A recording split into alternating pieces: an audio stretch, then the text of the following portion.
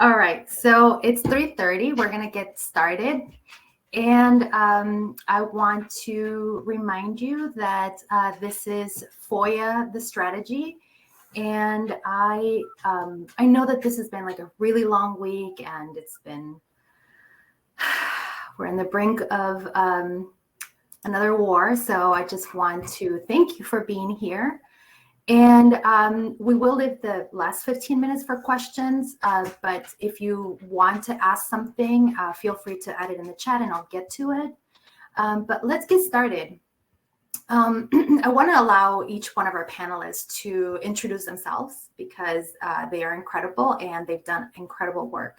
So we're going to start off with name and a brief bio, but also I want each one of you to share a personality trait that made you realize that you would be a really good investigative journalist.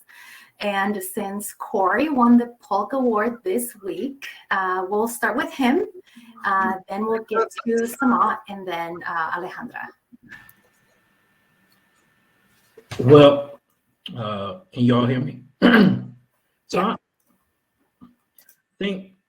I think one of a key personality trait that I have is determination, stick to itness, and when you're trying to pursue these kind of stories, you get a lot of no's, you run into a lot of obstacles, and sometimes the obstacles come outside of your shop and inside of your shop.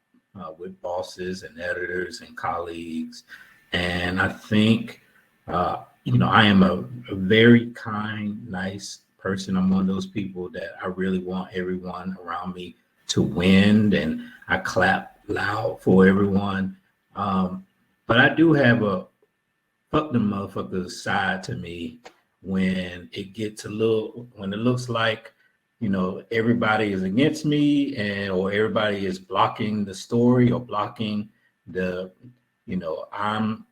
just makes me more curious. It makes me more pissed off. And then it makes me determined that now I'm going to get you. Like, I'm going to get this information now.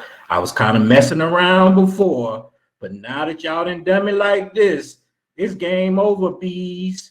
And so that's my personality, and you got to have that in order to get these stories, because everybody will tell you that you're not entitled. I'll say this and I'll shut up, because as you probably can tell, it don't take me much to get going. In this space, in the investigative space, you have to have a sense of entitlement. You have to feel that you are entitled to that information. You're entitled to that truth. You're entitled to that knowledge. And if you don't, it's going to be very difficult for you. If you're one of those people that believe everything somebody tell you without question, then you're going to have a hard time, because if investigative reporting was easy, then everybody could do it and everybody would be doing it. The information would already be out here. But we are fundamentally pursuing stories that people don't want out. Therefore, they're not going to roll over when you show up asking your little questions. They're going to try to gaslight you and make you think you're stupid. And so then that's when, I ramp up with that determination side. So I think that's my thing. That's my superpower that allows me to be successful. Do you want to tell people who you are also? Okay. My name is Corey G. Johnson. The G is for get 'em. I'm an investigative reporter at the Tampa Bay Times, and I've been in the business now since 2005. I've won several really cool awards, including I was a finalist for the Pulitzer Prize a few years ago. I just won this Polk. I won the IRE's gold medal for best investigative reporting, and won a whole bunch of other prizes that normal people really could care less about. But I bring them up just so you'll know I'm not bullshining you when I give you this advice. Love it. Samah, do you want to go back next? Sure. I mean, I feel like we're good to go after that. No, I'm just kidding. So my name is Samah. I'm an investigative journalist and producer with CBS Chicago. I've been here for about 3 years, and before that, I was an investigative journalist and producer in Cleveland, my hometown. So I've been, an investigative journalist for, the last couple of years, pretty much even when I would say I was a GA reporter or journalist just starting out, because I think of the traits that I do have, the traits that Corey was just talking about, right? And I know, I say being Palestinian is a personality trait because, as a Palestinian American, daughter to Palestinian immigrants who were born and lived under an occupation, right? There was this quest for truth in my everyday life. I would say, I had this underlying need to sort of expose any inequity or violation of civil rights, human rights before I even knew I wanted to be a journalist. And so I was always curious and asking questions and annoying the hell out of my parents, bugging them about the most basic of things. And so I would say, once I started going down the road of writing and then journalism, those traits of fighting for truth, curiosity, that determination to get to the bottom of whatever it is, like I said, even the most basic of things in my day-to-day, I think that fueled me and naturally made me, a good investigative journalist. And I think to what Corey said, it's, just being dogged and almost taking it personally, in your everyday, this is your right to information, but also the public's right, not just journalists, but the public's right to know. And oftentimes, the government is trying to prevent them from knowing because of the impacts it could have. And it could actually positively impact people's lives to expose this information. So I try to just apply that to every story that I do, to everything I do really in life. And I think that before I was even a journalist, I didn't know that, having that trait would lead me here. So. Alejandra? Hi, I'm Alejandra Cancino. I am a newly minted deputy editor at City Bureau. It's a journalism lab here in Chicago, helping to develop journalists in the city's west and south sides. Before that, I was an investigative reporter at the Better Government Association. And I was thinking about this as you asked the question, and I think my biggest trait is being able to know that I don't know a lot of things and not being intimidated by the fact that I just don't know. And I want to know the answer to those things. I read contracts, I read the fine print, and that has helped me in my career tremendously. And taking Corey's classes. I didn't know he took classes at IRE, and I was really amazed when I found him, and he still gets my phone calls from time to time.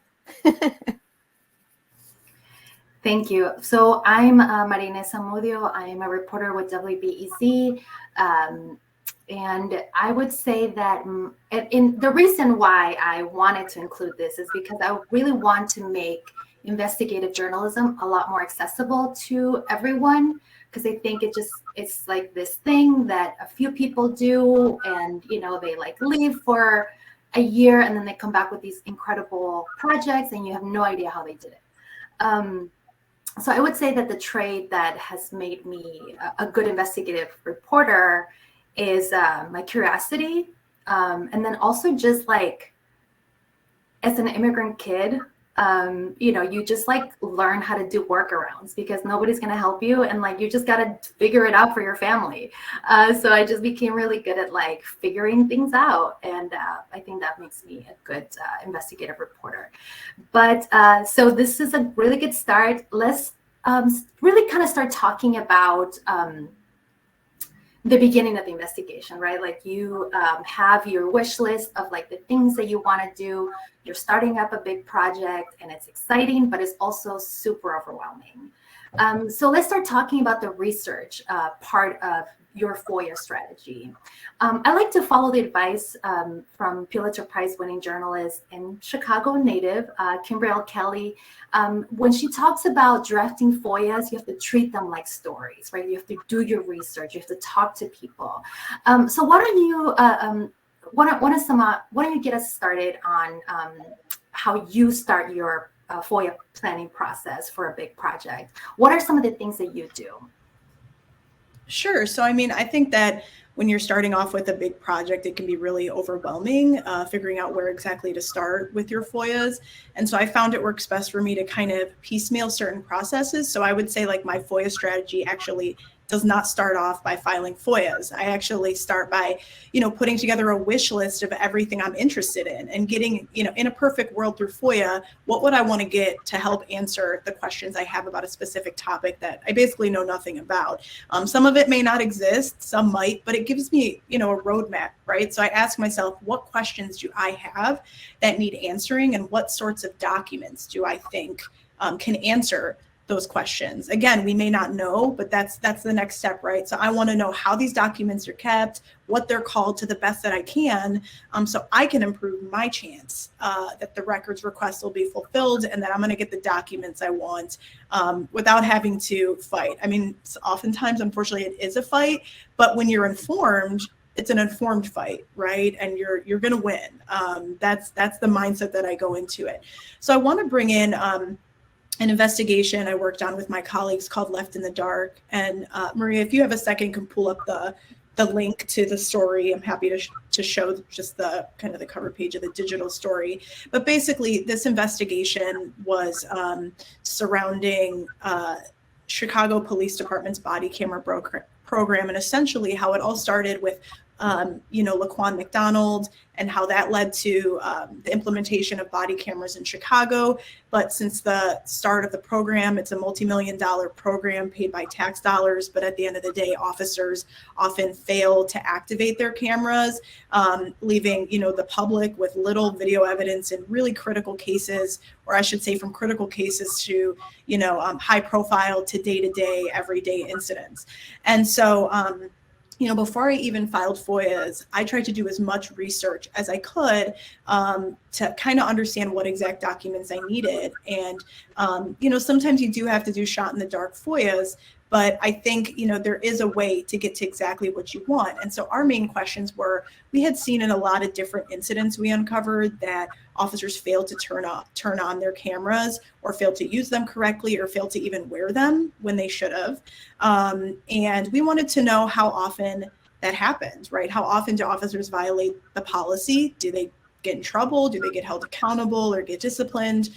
Where do these issues happen the most? And so we actually found that there's a policy governing how officers should use body cameras, and also what sorts of documents exist. They're kind of referenced throughout the policy. And so I would say the first thing that really helped us was reading, just becoming an expert on the paper trail and reading every single policy that existed around the body camera program.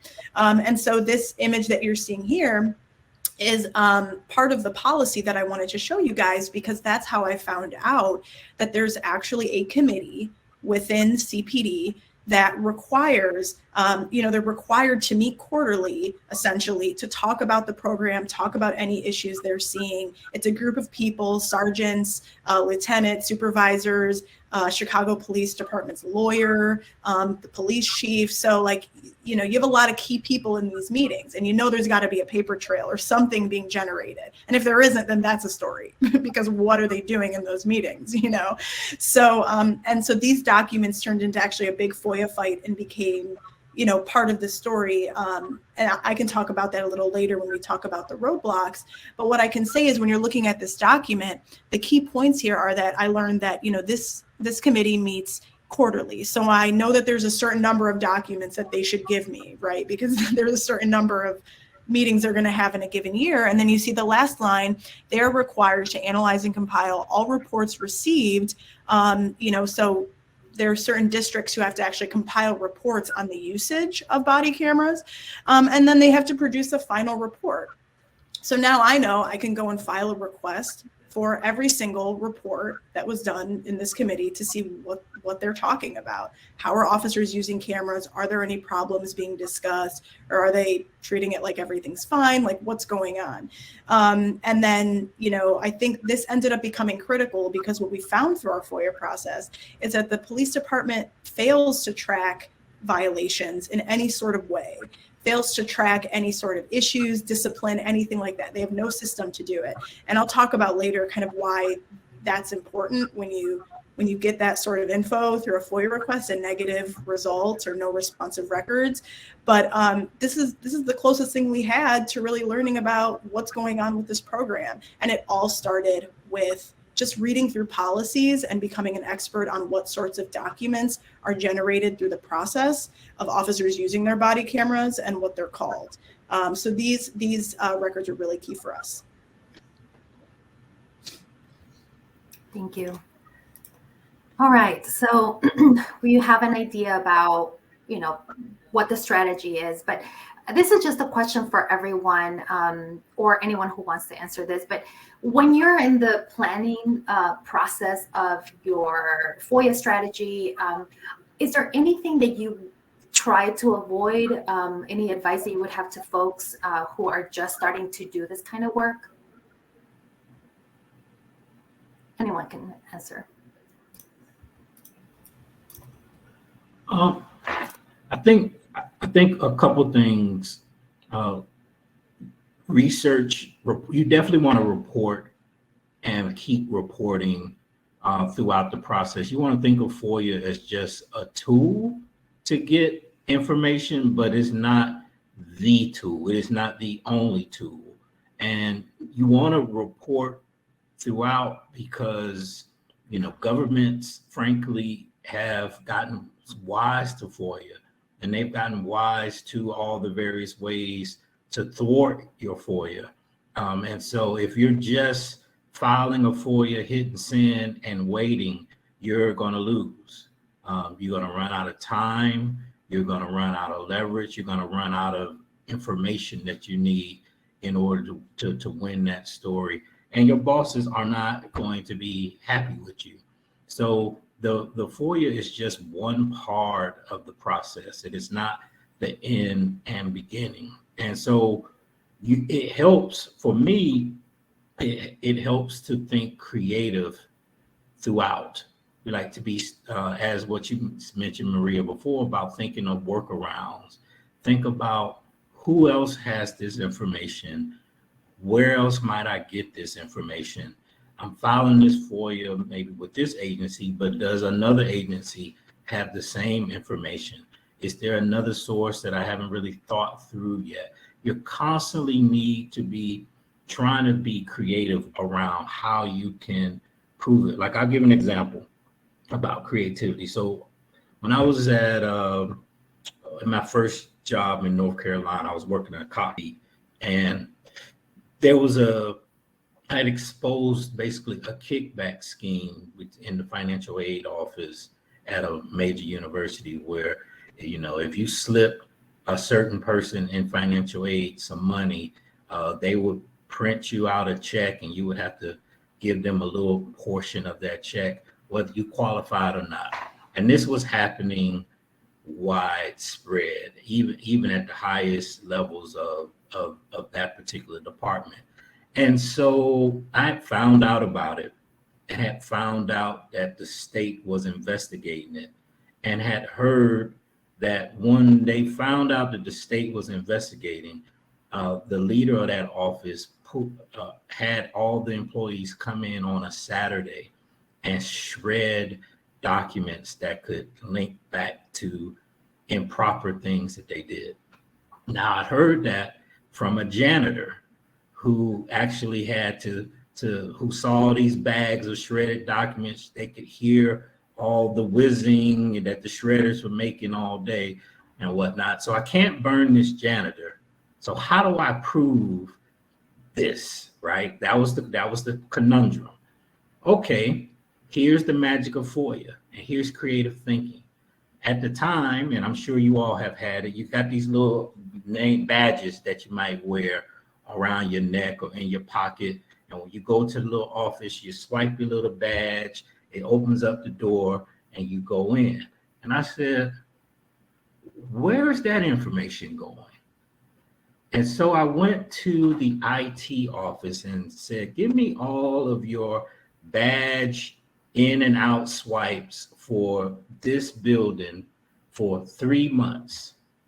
And when he kicked it back to me, there was no swipes on Saturday except the one day that everybody went in, which was the day after the state had met with them and told them they were under investigation. And it had the head of the office and all the various people when they swiped in. They didn't swipe in no other Saturday for 3 months, but they just so happened to go that day all day. And so that was a way I was able to confirm the story by asking for, this really small subset of data. And so that's oftentimes what I mean, but I say you have to think creatively. If you had said, I want to know everybody that went over there on that day, they were like, oh, we didn't do that, sir. You're making it up. That's fake news.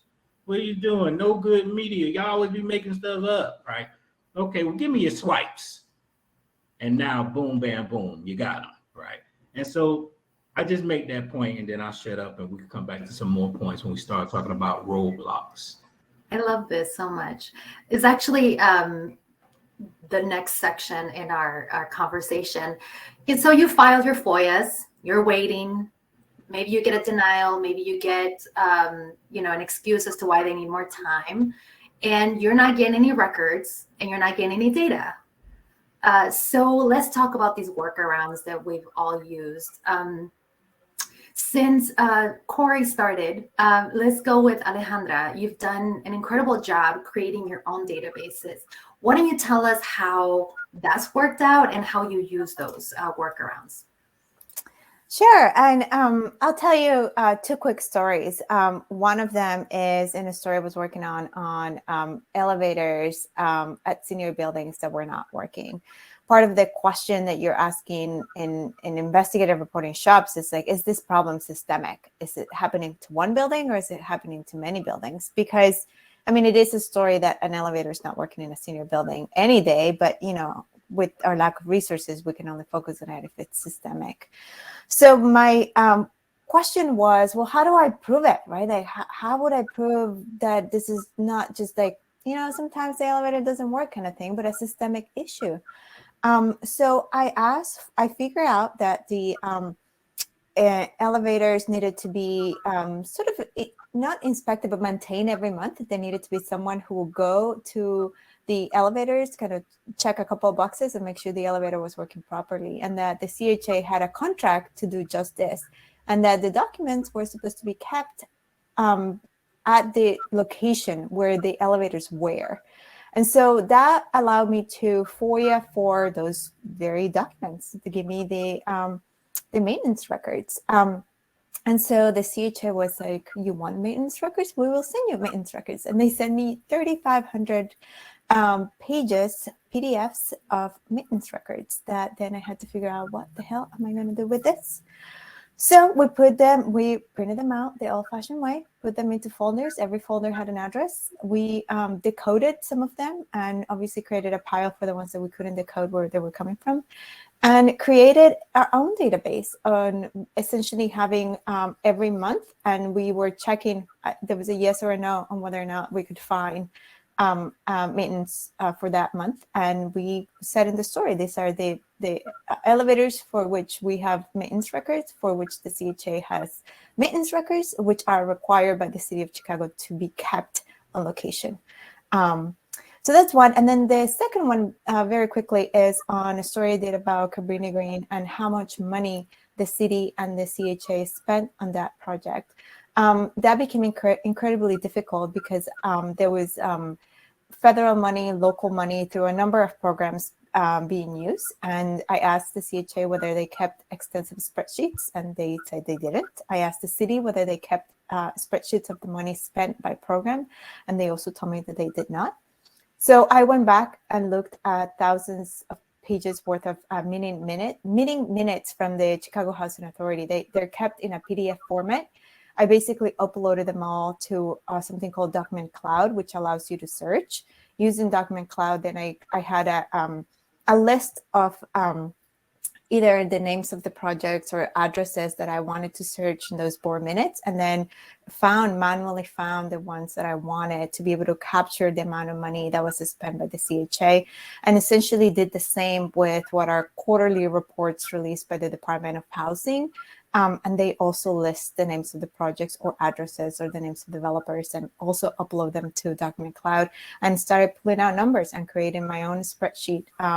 Obviously, you can never find every penny. So what we found was that so far the city has spent $1.6 billion renovating the near north side. It's just 400 acres in what is now a white neighborhood.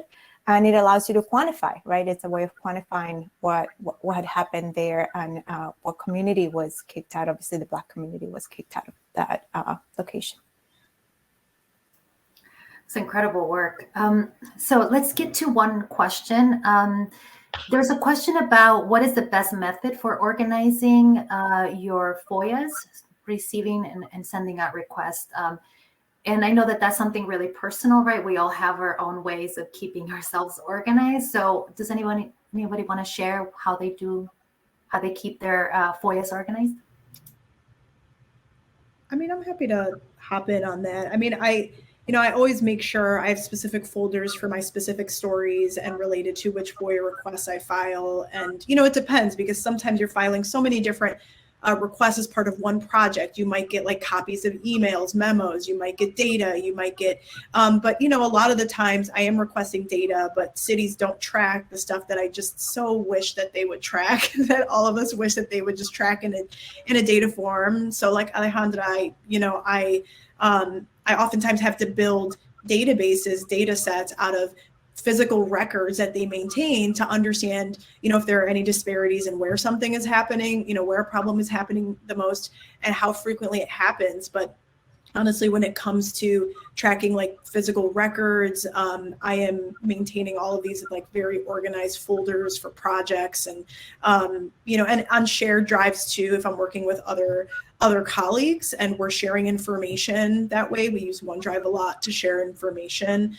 And then we're also creating notes about what we're finding in these emails, in these documents, what our key takeaways are, so that there could be a key way that we're communicating what we feel like are the key angles here that we want to hit on. So I think it depends on the story and what exactly, you're receiving. It's very personal, like you said. Great. So we'll get to some of the other questions in a little bit, because I want to go back to the roadblocks and overcoming those roadblocks. And I wanted to share one thing from my last investigation that I thought was useful related to exemptions. So one of the things that we all struggle with is FOIAs have their limits, right? There is a number of exemptions, both in the state and the federal laws, that tell you what you're allowed to get and what you're not allowed to get. And so let me see if I can share this with you all. So as I was working on my wish list for this project, we came across these exemptions right around private information. And in Illinois, you can't really get this information at all. And for us, it was really important because we were trying to calculate how many people in the city of Chicago were past due in their water bills, and also within administrative hearing processes and all of that. And so we weren't able to get individualized information.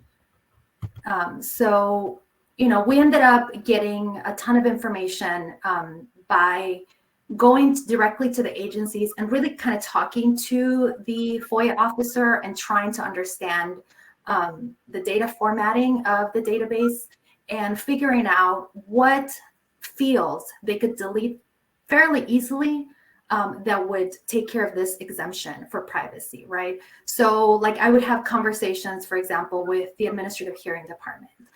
When I filed the FOIA, it was automatically like denied because of this privacy exemption. And you should think about exemptions before you write the FOIA, which is what I did. I wrote it in a way that acknowledged that this was an issue, which is why the FOIA officer called me right away and said, it's going to be really difficult for us to delete this and this and this because of this.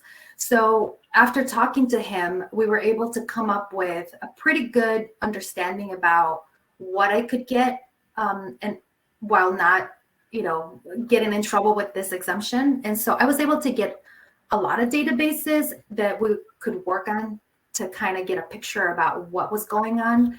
And so I won't bore you with the data details. There's a GitHub that has all that information, and I can drop that in the chat. There was this other exemption that became really crucial for us. So this is the question about, so you can quantify the problem, you write about what the problem is, you write about the background of how we got here.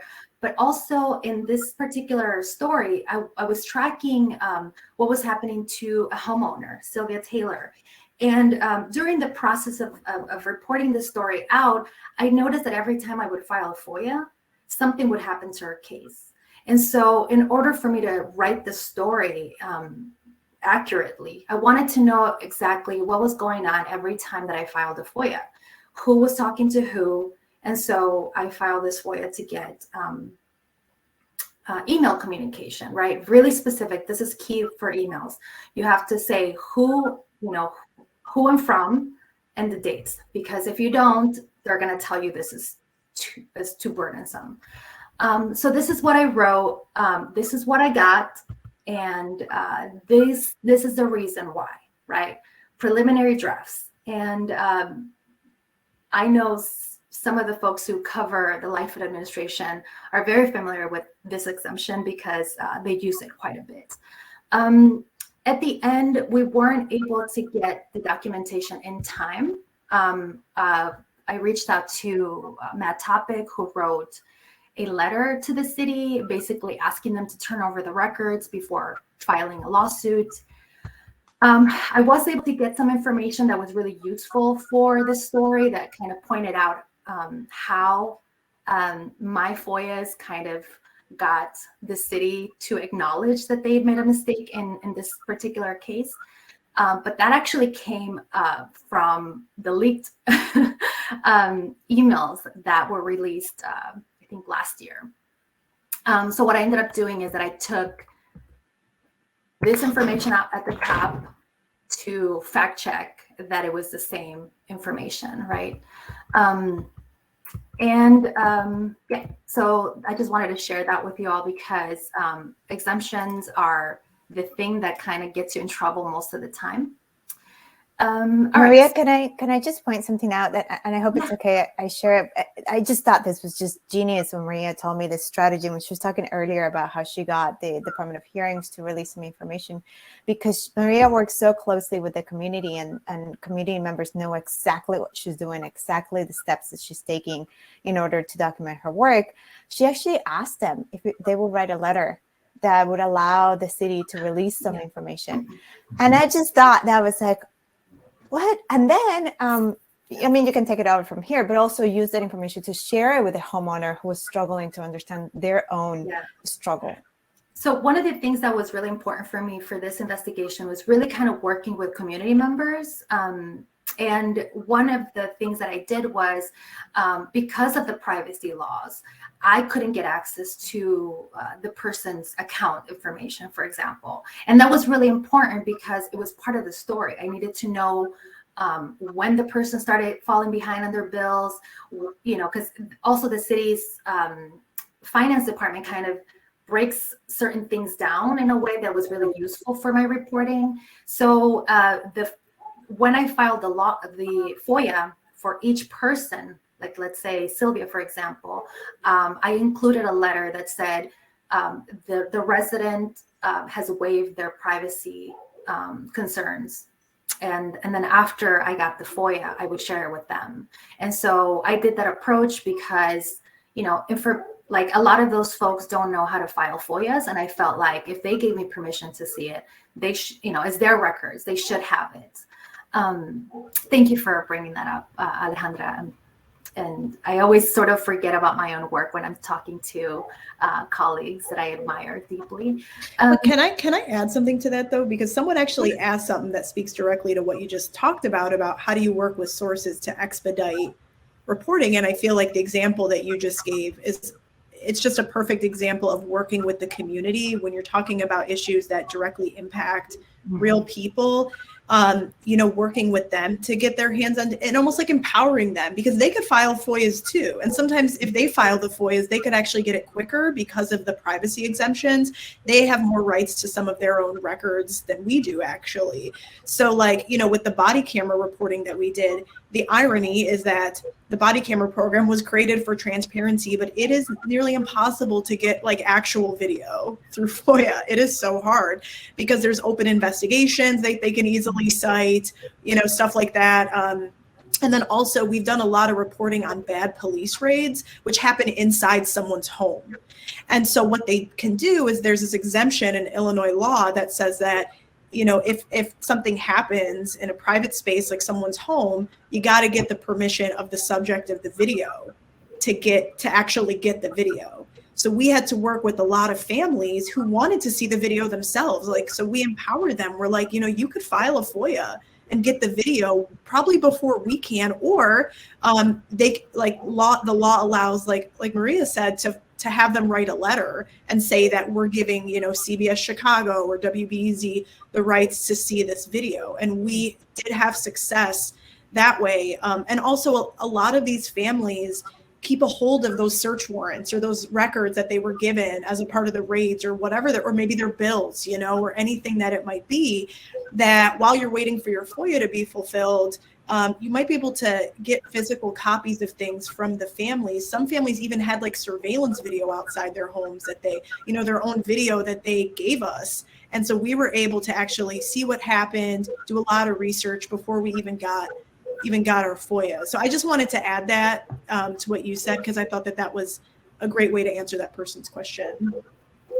Yeah, it's working with sources. It's a game changer. I found a letter from a debt collector when I was interviewing a woman, and she had no idea what it was, and I didn't either. That's how I found out about the debt collector system in the city of Chicago through that.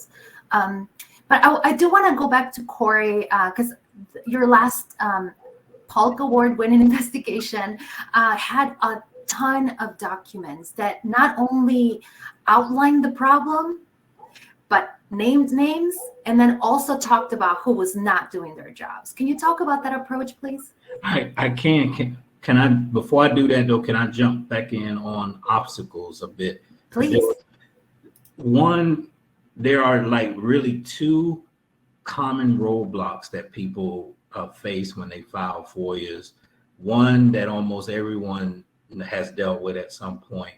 And then one is a little unsuspecting to people. So I just want to say real quickly, the first one is when you file a FOIA and the government tells you it's going to cost $1 million or $300 and some $1,000 or some outrageous number. That's a very common way to try to price you out of getting the information. If you're asking for something that's really good or really explosive, you will bump into the high bill, the high amount, right? So I wanted to show you something really quick. This is the government bill buster. What's inside this little bag here makes government people cry and beg for their mommy.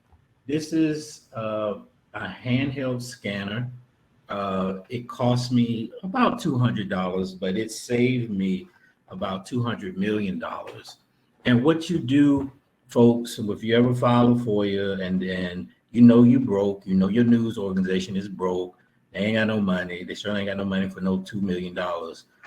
What you then ask for the government to do is you say you want to inspect the records and you want to bring your little scanner, right, to inspect. And what the government has to do is to set you up in a little room and let you go through those records. Now, there are some exceptions. Sometimes if you're asking for things that might have children's names in it or some other really sensitive thing, they will fight you on it. But on most things, you can inspect, you can bring your little thing in and you don't have to pay $1 to scan it yourself, right? And that's a nice little workaround for that hustle. The other thing that happens when you're in their building, which I preach all the time to try to get into the government building all the time for some reason, you get to hear things, you get to see things, you get to see where the records really live and who deals with those records. And the cool thing about that is once people know that you're over there, now some of the government people who got screwed by this supervisor or messed over by that one, now they know that there's a reporter in the building, and you make yourself available for miracles. Like almost every time that I do this and I come back, there's a folder waiting for me or a note waiting for me or something, and then which leads to bigger revelations. So I put that out there just really quickly in your FOIA strategy. If you can, there's apps where you can use your phone, but I got something like this because the quality is better.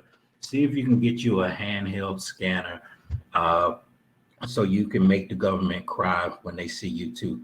The other thing too that I would mention, which is not talked about a lot, is when you have to be skeptical of your own FOIA releases. So you file your FOIA, and then the government gives you some stuff back. Your average reporter will take that piece of paper and just run with it. But it behooves you to really read the documentation closely, because what you will find oftentimes is gaps in what they gave you compared to what is being mentioned in the document. And they go, oh, well, they had a meeting. I don't see that document. I don't see that piece of paper. What has happened to you when you get that kind of response is what they call cherry picking. Is when you file a request, the lawyer and the PIO, they've looked at that request.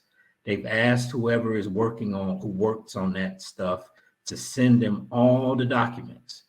Once they get those documents, the lawyer and the PIO will then go through them, find the most explosive, embarrassing things, and pluck it out. They will just pluck it out and then give you the rest and say, oh, this is all we, after diligent search, this is all we can find, his responsive records, all this old stuff.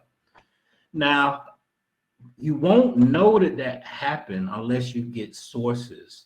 Like what I know this happens all the time because I've gotten to the people who have confidentially showed me what they gave them to give to me, and that wasn't what they gave to me, right? And so you got to learn how to interrogate your own records releases so you can peep game, and you can peep when they're trying to fool you or mislead you or deny. So, and then there's a whole nother conversation around dealing with cherry picking too, how you overcome that. But I just wanted to flag those really quickly before we move back on to the other question that you asked, Maria. And just can I just add really quick, because this happens a lot in Chicago when you're asking for contracts. They will send you back to the contract database that is online. The contract database just does not have attachments. There's something called the scope of work.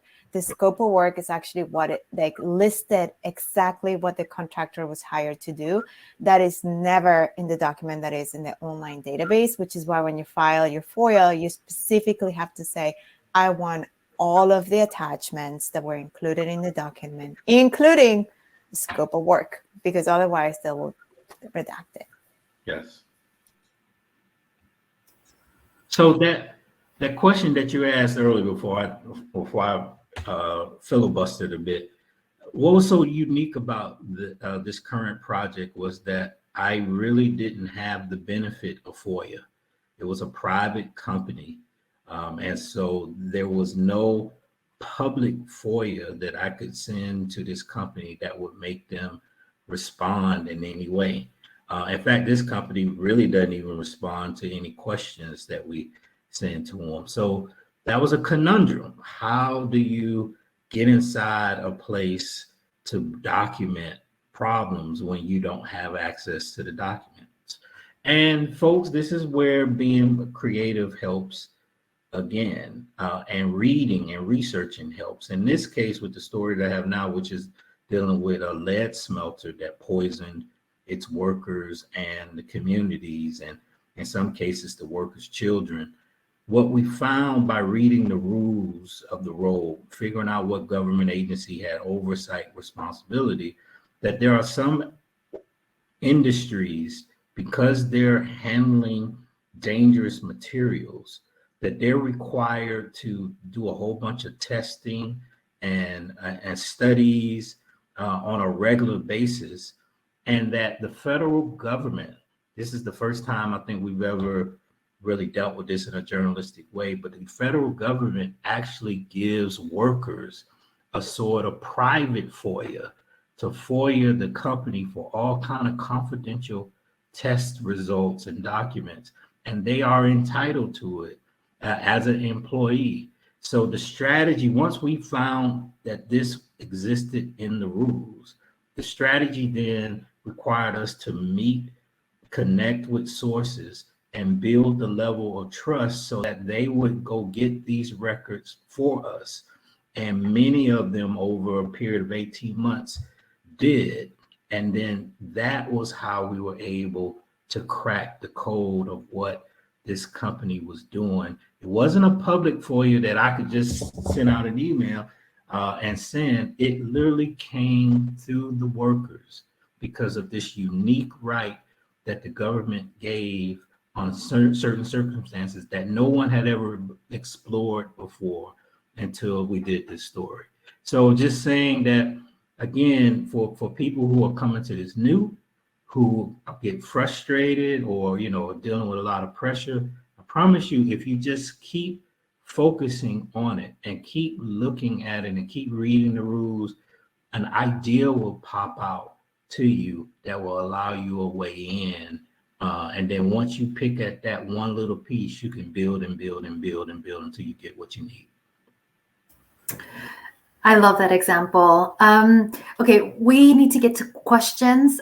We've answered some of them already. There is a question about federal FOIA, DOD. It says, what do you do if not only do you receive a FOIA denial, but also a threat of legal action for further pursuing your request? Any comments? Honestly, I don't know if in a sense, there have been not like direct legal action, but in that arena, or just an attempt to discourage our reporting and some threats in that way. And it's tough, right? Because not all of us or not everyone has maybe a legal team or an attorney who can, fight back for us or defend us. I would say, or even if we do, doesn't mean our company is always willing to pay for it or use it, right? Like it is expensive to do that. One thing that we've used is that when anyone tries to discourage us or threaten our reporting, we kind of have that attitude of bring it on, because, we're not going to, allow a public agency, and I'm more so talking about state, I guess. So maybe one of my panelists have thoughts on federal, but when it comes to state agencies, city agencies, we will literally do a story about how they tried to threaten us. That's a story. Even before the main story comes out, or maybe it's part of it, but that all becomes a part of our reporting. All the background, all the process, that becomes a part of it. Days before our body camera investigation came out, CPD tried to call us, tried to discourage us, tried to tell us our numbers were wrong, tried to tell us, if you report this, when they literally didn't understand that we had spent a year on this and were so bulletproofed, it was disgusting. Like, that's how bulletproofed we were on this investigation. And they tried to, essentially scare us. And that's happened on multiple occasions. So our strategy, may not always be able to be like a legal fight necessarily, but we will do a story about it. And, I would say, I know it sounds corny, but that is like one of our true weapons in those situations. Yeah, I think that's really good. And that does happen quite a bit when you're doing closeout interviews. Threat of lawsuit comes up fairly regularly. I will say that, I've never encountered that in a federal FOIA, but federal FOIAs are notoriously slow. We're really talking about like 2 years, if not more.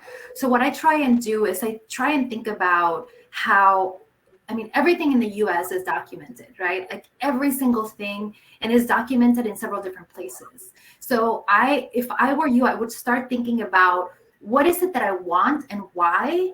And are there any other agencies that could have had conversations with this one agency that you're interested in? And could you ask for those things from those smaller departments? That's worked in my case several times because I cover immigration as well. Anyone else want to share?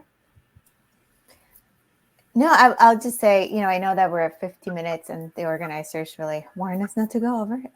But I just wanted to thank you so much for this great discussion. I feel like I always learn so much as a panelist, and I can't thank you enough. Thank you for reminding me. I definitely went over. Thank you all so much for being here. Please reach out to us individually. I think we're all very open. That's it. That's it. That's it. Right? What happened to the chat? The chat disappeared. What happened to the chat? It's on your right side. Yeah, it said disabled. The people disappeared. This is wrong. This is a travesty. We have to go. Thank you all so much. Thank you all. See you soon. Thank you, guys. Bye.